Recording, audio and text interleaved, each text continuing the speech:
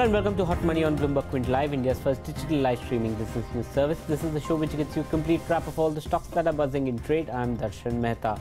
Let's welcome our experts for the show. Joining us today is Foram Parekh of Indiabulls Ventures, Dharmesh Kant of IndiaNivesh Securities, and Senthil Manikandan of Newberry Capital. Thank you to all of my guests for joining me. Today on Hot Money, we ask our analysts for one stock they believe will post strong results in the upcoming earnings season, which starts tomorrow with TCS and Infosys. We ask them one large cap stock that they're betting on for a 1 year time frame. We talk about Escorts, whether it's worth accumulating at these levels given the fact that tractor sales haven't been that good, and Delta Corp was one of the few companies that have already reported their numbers. We asked their view whether it's worth accumulating Delta Corp at this point of time. But let's start with the first one. Result season officially start tomorrow with Infosys as well as TCS declaring their numbers. I'm sure all of my guests must have had their Excels worked out in terms of which are the sectors and stocks they believe could pretty much outperform this time around. So Dharmesh, as a house, which stocks do you believe that will surprise on the positive side in the upcoming earnings season? I think on the sector front, it is FMCG which will surprise. It has been doing well and it will continue to do well in this earnings season. Metals and PSU banks. So these are the three pockets where we are expecting a good robust set of numbers coming out for Q4. So in these baskets, I think the safest play as of now, sensing all the volatilities in place, would be FMCG sector. Okay. In FMCG, we think Hindustan Lever will again continue to post a robust set of numbers, 10% plus kind of a volume growth, with 2-3% kind of a blended realization uptick. Okay. So 13-14% on the top line, and operating leverage is coming into play, and they have managed the expenses very well. So costs they have totally taken into account, and this time copra prices and other input prices were lower for this quarter Q4, which went by. So there will be a margin accretion of around 150 to 200 basis point on the EBITDA front, operating level. So that will give enough elbow room for HUL to again embark on an upside trajectory as far as prices are concerned. So valuation, we do find comfort in HUL. So given the fact that it posts an ROE of 70% plus, at the same time, historically, it has traded at 65 to 70 PE multiple 1 year forward earnings. As of now, it is trading at 45, 46 1 year forward PE multiple earnings. So there is a comfort of around PE getting re-rated post Q4 earnings. So we have recommended our clients to buy it. At every fall, we have been recommending them. We are also holding this stock in our advisory portfolios. And my own sense is that FY21, if we give it a PE multiple of around 60, so 2100 will be the price target. So it's a buy from So what gives you the confidence? What's going behind this working of this 10% volume growth? Yeah. Have you observed some trends? Have you read somewhere? Have you interacted with the management? Yeah. What's the sense? How come are you estimating a 10%? So initially, what was, couple of years back, what was the theme was Patanjali will eat into the market share. So that has not happened. Patanjali is having its own market share, and in fact, the market has grown up. That again, corroborates the view that rural and semi-urban income has gone up. So 7th pay commission, farm income getting raised, and all this DBT which the government has done has really worked well. So 2 rupees, 5 rupees sachet kind of a thing which used to sell, sold into rural areas. That is the area where volume growth is coming on rather than price realization. So this was again seconded by the management whenever we had interacted with them. So this theme is likely to play. Monsoons, it's too early to come to any conclusion on that. This year, monsoon El Nino and effectively there. So last 4 years, monsoons have been almost at par. So that has again helped the case of HUL. So consumption theme, quality, and everybody having his own market share, the fear of Patanjali now getting evaporated is a thesis behind we recommending HUL. So would that also flow into companies like a Marico or Dabur? Yeah, Dabur had a lot of issues in terms of, or a Colgate with Patanjali eating this thing. So is that you are bullish on the entire sector that probably this time around the numbers will be on the higher side? Yeah, entire space look very attractive. Dabur was a direct competition from Patanjali. If you look at Dabur, the type of products they were offering, and Patanjali, both were on the same platform. So there was a direct nexus between the two. But now even Dabur is coming out of the wood. So we do think this entire space, Marico, Britannia, and there's Nestle, all will do well. Okay, so FMCG as a theme is something that Dharmesh and IndiaNivesh Securities like at this point of time. and HUL is something that they are betting on. Foram, what are you all betting on? What have you told your clients that, watch out for these companies in the earnings season? Yeah, so we also second to what Dharmesh said, like we also feel FMCG company, despite reporting very good set of numbers and having a higher base, would continue to give higher volume growth, and we feel that Marico is one amongst the good FMCG bets that y'all can take, because if we look at Marico, the stock haven't rallied much when the entire FMCG stocks were rallying. And secondly, if you see, management is also guided for a strong Q4, and management did hint that volume growth would be in the range of 8 to 10%, which is very healthy. And we feel that of course, like what he said, raw material prices have also come down, which would aid to the EBITDA margins as well. So EBITDA margin increment is definitely on the cards. Bottom line growth should be there above 15%, which is again very healthy, and this is all on a higher base. So it gives us a confidence that yes, the macros are very stable. If we look at the monsoon also, I mean, yeah, we had an extreme summer, we had an extreme winter, so we feel that El Nino effect would be little slim, and that's what monsoons are also expected to be on a better note. So that again augurs a very good demand from the macro side.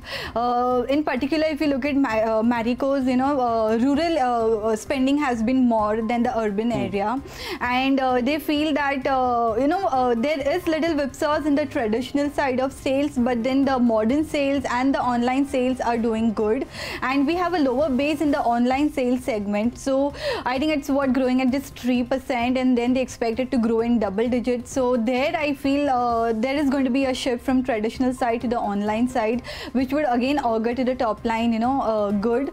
So we are very positive on the entire FMCG space. But why Marico? Because valuation wise, if we see, it is trading at a discount to its market leader HUL, and that is where it gives us a comfort that yes, there is room for good upside from here on, and that is why we feel that 420 rupees on the cards is definitely there. And valuation wise, you are comfortable with? Yeah, because when you look at Britannia, when you look at HUL, they are all trading at good more than 50 P on FY20 basis, and if you look at Marico, it's trading at what, 40-45 times, so we still have the discount towards market leader in the valuation side, and that is why I think Marico would be the only growing company which is available at an attractive valuations and not commanding a premium valuations. If you look at Dabur has like attractive valuations, but again the growth is not there as compared to what Marico has. Same is the case with Imami. So I feel that amongst the growing space and the company which does not have attractive or rather premium valuations, Marico is the one which you should go for, which has growth and not premium valuation. Okay, what about you, Senthil? Which stocks or sector you feel that you should watch out for in this season? So the chemical space and the specialty chemical space, like companies like Vinati Organics and Bharti Industries, should perform in Q4 and also over the next 2 to 3 years. And within this space, we like the amines companies like Alkyl Amines. If you see for the 9-month period, their sales was around 600 crores. That is equal to the whole year sales of FY18. So I think they should end the Q4 and FY19 with a sales growth of upwards of 40%. And if you look at their capex guidance also, they have upped their capex guidance for the next 2 years also. Like they are going to do around 100 crores per year kind of capex. And their new plant at Dahej, they put up in last April. They have ramped up to around 75% capacity utilization. And this is just one unit, and the Dahej plant has a capacity, like a potential capacity of around 1 lakh tons. So there is a long runway in this new space also. And amines as a space, if you look at the industry, 90% of the market is only 2 players, Alkyl Amines and Balaji Amines. So there is a strong moat because both these companies are making ROEs upwards of 25%. So going forward also, I think the moat should continue, and looking at the clients, agrochemical and pharma companies, both of them are doing well. So I think the growth should continue. So if you look at the valuations wise, it's currently trading at around 18 times FY19 expected earnings. While going forward, we expect around 15 to 17% kind of earnings growth, and for ROE of around 25%, and we are expecting a good cash flow to fund the upcoming capex. I think it's a good time to buy the amines companies. Okay, how have been the historical performance of these companies in terms of their financial performance? So with respect to Alkali, if you go back 10 years, 5 years and 3 years kind of revenue, 10 years revenue has grown around 15-16%, PAT has grown around 20%, and ROEs has been always on the upwards of 20%. So being in the chemical space, there is an inherent risk of raw material fluctuations. Their main raw materials like methanol, acetic acid, methanol is purely on the imported. So raw material fluctuations will impact margins, but long run average they were able to be profitable, and they are dividend paying companies. So they pay out around 25% is a dividend payout, and management has a 30-year track record, and management holdings, the promoter holdings are around 70%, so with no pledge.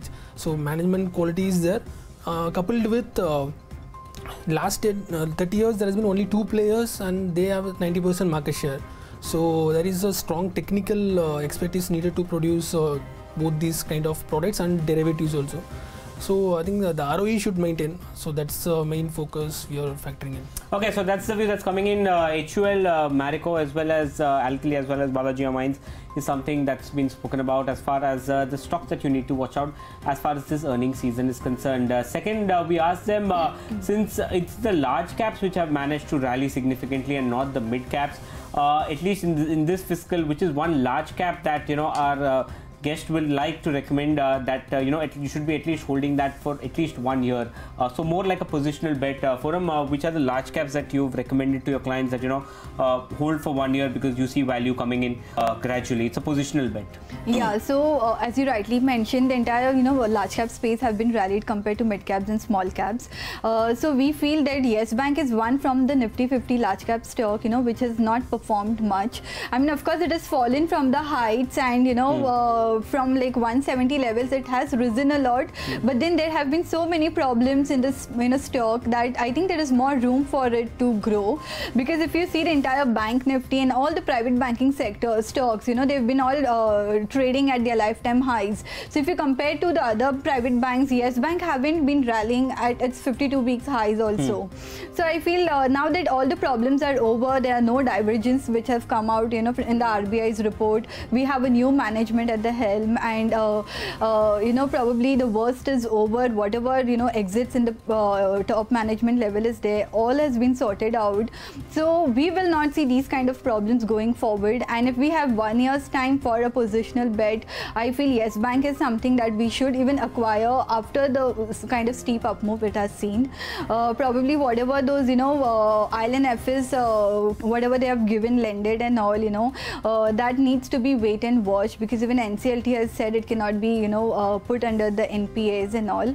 That is one thing what we need to watch. But then again, if we look at the loan book growth and the NIIs and the CASA ratio, all is fine. We have no problems in the operations of the banks, and now that it's supported by a good management and everything is good in the bank, I feel that Yes Bank should be betted for 1 year's Okay, time. it fell significantly because on corporate issues, because this thing, but operationally, do you think that the financial performance will improve going ahead, given the fact that other banks are also doing well?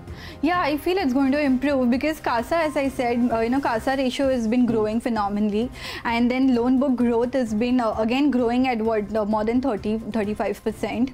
And secondly, if you see, I think now that the interest rates have come down, the NIMs and all, for all the banks across the sector is going to report healthy set of margins also. But where does Yes Bank takes the cream is because on the valuation side, we know that all the private banks are going to report good set of numbers, but the room of upside left for say HDFC Bank or a Kotak Bank or even ICICI or Axis, they've all rallied significantly from a very long time. So Yes Bank did not contribute to that rally when they were rallying. So I feel that we still have good room in Yes Bank. Okay, Dharmesh, which stock you believe that will rally? See, apart from HUL, which I said, so if I have given a second choice, so I would be buying Maruti. Okay. So it would be a contra call. I know there has been production cuts. It may continue for 1 more or 2 more months. But if you look on the road, so what has happened is car market, I mean, four-wheeler market for the car sales, passenger car sales, won't be expanding. I mean, 2-3% would be the market share expansion. But what will happen is Maruti would be eating back into the market share. Okay. So because Hyundai doesn't have any launches, Toyota doesn't have any launches, Nissan doesn't have any launches as of now in that segment. Skoda is already lost it. So Ford again is not there. So Mahindra has been trying hard, not successful. Tata Motors again has tried too many times, not so successful. So this entire market share is going back to, and they are coming up with new models and launches. They have been remapping themselves consistently. So now if you look at the new Brezza or a Swift or even Wagon-R, so their look and feel has changed, and it's more of a classic kind of a thing. So you will see lot of cars on the street. So I think 150 lakh per unit kind of a run rate they are likely to maintain. There may be a couple of ones which may dip to 130 or 135 kind of figure, but that should be the time to accumulate stock. So I don't see this stock falling beyond 6,500, 6,200 on the downside. So margin of safety is there, and by the time of October, November, you will see the numbers again flowing back into the Maruti and company picking up. So from a year's perspective, I do see Maruti trading at around 9,000 kind of levels by the time we end FY20. Okay, so Maruti is something that is being spoken about. Yes Bank, what about you, Senthil? So like DLF in this space. Okay. If you go back 3 years, their company had debt of around 25,000 crores. But fast forward, I think with the promoter stake sale in their commercial arm, plus the latest QIP, I think they are going to be net debt free from FY20 onwards. So on the balance sheet wise, they have cleaned up. Now they have a strong balance sheet. Coming on to the cash flows, the second important point with respect to the real estate companies, they have 12,500 crores of completed inventory. So quarterly now they are doing sales of around 600 crores. So the next 3-4 years, I think they should be able to liquidate the inventory at no cost. So the cash flow side, they are very much comfortable in funding the new projects. So with these two main points, valuations wise, with the embassy REIT listing, I think there is more transparency with respect to the valuations of the commercial assets also. And DLF has around 66% stake in the DLF Cyber City, the main commercial arm. So we are also quite positive on the entire commercial portfolio, either be DLF or the players like Prestige Estates also into the commercial estate. So valuation wise, on a SO2P basis, our intrinsic value would be around 240-250 rupees thing. So that is around 30% kind of upside potential, and that's the reason I think we are factoring in for a DLF for a 1 year play. Okay, so that's been spoken about. DLF, Yes Bank and Maruti are the three stocks that have been spoken about as a 1 year play. The next stock we want to talk about is Escorts, and if you look at the numbers that came out, the monthly sales numbers this time around, rather disappointing, especially on the tractor front, be it an M&M, be it an Escorts or be it VST tillers. So tractors as a space is losing traction. Is there more pain in this sector, or is there a tractor stock that you would buy? Let's talk about Escorts. Senthil, I'll start with you. What did you make of the numbers, and do you think that Escorts valuations have now started catching up with it? So first on the industry level, like you mentioned, over the last 4 months, industry has been degrowing. But I think last 4 years, the industry has grown at around 16-17% kind of level. So now over the next 1 year, they'll be growing on a high base. So we have to take into that effect. Plus coming to Escorts, they have grown higher than the industry over the last 3 years, because their sales growth CAGR was around 23%, and they are able to garner additional market share also from the other players, because their new launches in the compact segment has done well. Plus they are quite strong in the north, but north and the central, now their market share gains in the southern and western markets also enabled them to grow faster than the industry. But coming on a high base, plus a lot of issues with respect to the farms and things like that, I think over the next, we have to wait and watch over the next 2 months how the macro issues pan out, because whether the current dip in sales is a temporary or it's like a structural 1 or 2 years kind of thing, we have to wait and see. And particularly with respect to the sector result, M&M is a major player in the western and southern markets.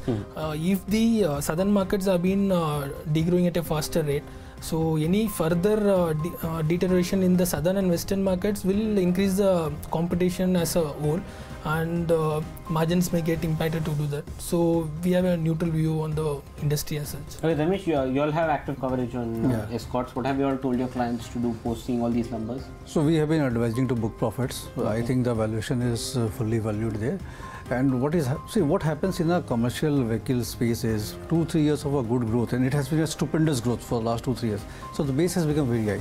and you don't change commercial vehicles every day. And as far as tractors are concerned, the land is limited, right?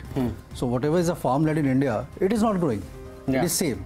In fact, with technology, you need less tractors to till the same area of land. So that's a structural issue with this entire segment, and 3 good bull run has been there.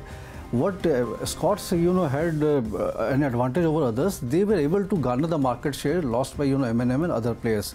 So even now that is stemming. So market was in a consolidation mode. For FY20 we don't think market to grow at all.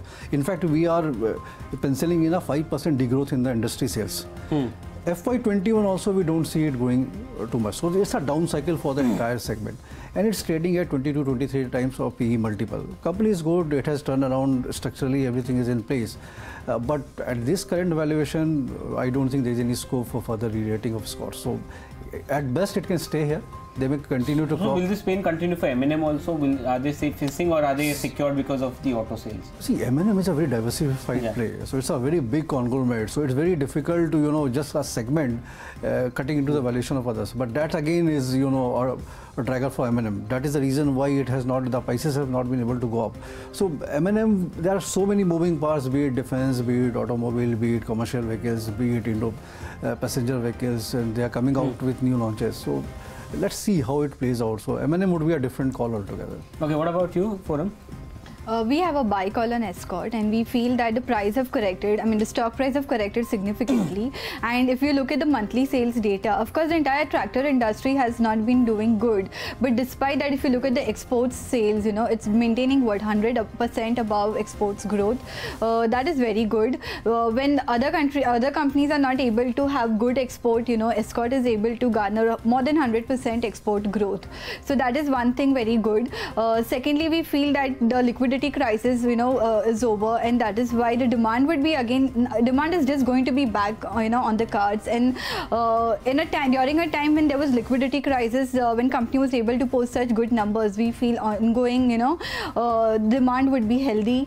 Then if you look at the MSP prices also have been increased for all the 22 crops significantly. That would also lead to a demand from the rural area. So as far as demand is concerned, we don't see any sluggishness in the demand side, and that is why we feel that the fact we have got a good opportunity in Escorts to buy at current levels, it augurs a good buy currently, because earnings are going to be good, which is reflecting in the auto monthly sales numbers. Demand is going to be healthy, so nowhere we see any concerns in the stock, and that is why we feel Escort augurs a good buy at current market price. Okay, so we got 360-degree view as far as Escort is concerned. Two of our guests don't believe that Escort should be accumulated, but Foram here is indicating that there are positive traction yet left on Escorts. And finally, one of the companies that came out with numbers till now was Delta Corp. Pretty strong set of numbers, growth on the top line, bottom line. Even the margin did manage to expand significantly in trade. But is it an attractive bet? What's the future of gaming in India? Dharmesh, what did you make of the numbers? Is there more potential upside on Delta Corp? It's one stock which is all being spoken about, that a lot of HNI investors are there, but somehow it hasn't. It's been stable at this level. What's your sense? The reason for it being stable is because of Daman Casino. So that license is not there. 16th April again there is a hearing by the court. So let's see what comes out there. But apart from that, all other businesses have been doing well. The cash flows has been too robust. 40% kind of an operating margin is there, and this time the margins have improved. And the way offline gaming segment is picking up, like Adda 52 they acquired, now that has also delivering results now. They have acquired a few of the cruises out there, so that business will open up a new avenue for Delta Corp. And they have identified the businesses where they don't think they are the core businesses. So for example, Advani Hotels, they had a 25% stake, then there are couple of properties in Sikkim, and so 236 crores is that valuation which they would be diluting. So that cash flow will again come into the play. Goa license you have to renew every year. So onshore, if it goes away, so they already have a plan for offshore, and that they are expanding. So it can be a twin advantage. Onshore is also there, offshore also comes into play. And the one thing happens, then it will be a complete re-rating for Delta Corp. Okay. At present set of numbers, the way it is delivering, we expect 20 to 25% kind of a CAGR for next couple of years on the earnings front, and SOTP based kind of a valuation with all the properties putting into place, where we have given discount to Advani hotels and all. So 315 is the target price for Delta Corp. So this, as you rightly pointed out, it has been sluggish. It may continue to be so. But we do think it's a very good investment bet. The way entire online gaming segment is panning out, even IPL, if you Dream 11, all things. So these all are getting streamlined in India. Even laws are getting enacted to get it more legal perspective. So this will eventually favor Delta Corp. Okay, what about you, Foram, Delta Corp?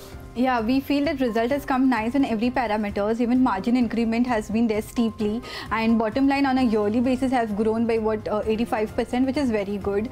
And the fact that it enjoys a monopoly status, in the gaming zone, in the listed space. So we feel that Delta Corp augurs a very good buy. Of course, the headwinds of license acquiring and all is there, but we know it has done all the right, acquisitions. I mean, tying up with the crews to expand the gaming zone and everything. So we feel that top line and volume growth is going to be there in the company, and we feel that though the company has been growing at a good high base, still it will continue to grow at 25% CAGR on a bottom line, which is very good.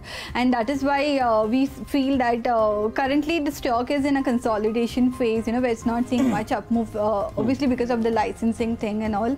So currently you can buy for a good 1-2 years time, and you can see good upside from here on. Okay, what about you, Senthil? So the Q4 numbers were strong both on the offline and the online platforms also. Especially the margin improvement in the online platform was quite substantial in Q4.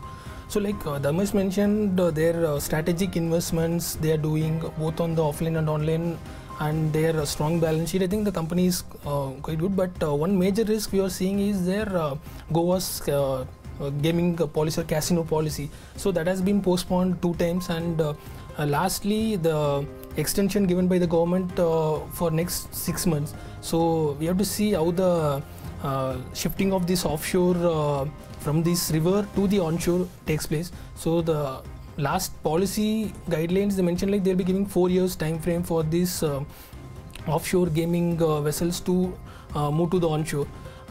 So that is slightly we have to wait and watch how the government policy turns. So that's a major risk as such. But company wise, I think gaming in India is just in the nascent space, both in the offline and online. So industry wise, I think they are the major market leader and they are the pioneers in developing this market. So as such, promoters and business, we are quite positive. But the government risk license is what the major risk we are factoring here. Okay, that's the view that's coming in on the final stock Delta Corp. But with that, we are timed out on this edition of Hot Money. Let me thank all my guests for coming in. Dharmesh, thank you so much. Foram, Senthil, thank you so much for coming in. Ask BQ comes up next. Stay tuned to Bloomberg Quint.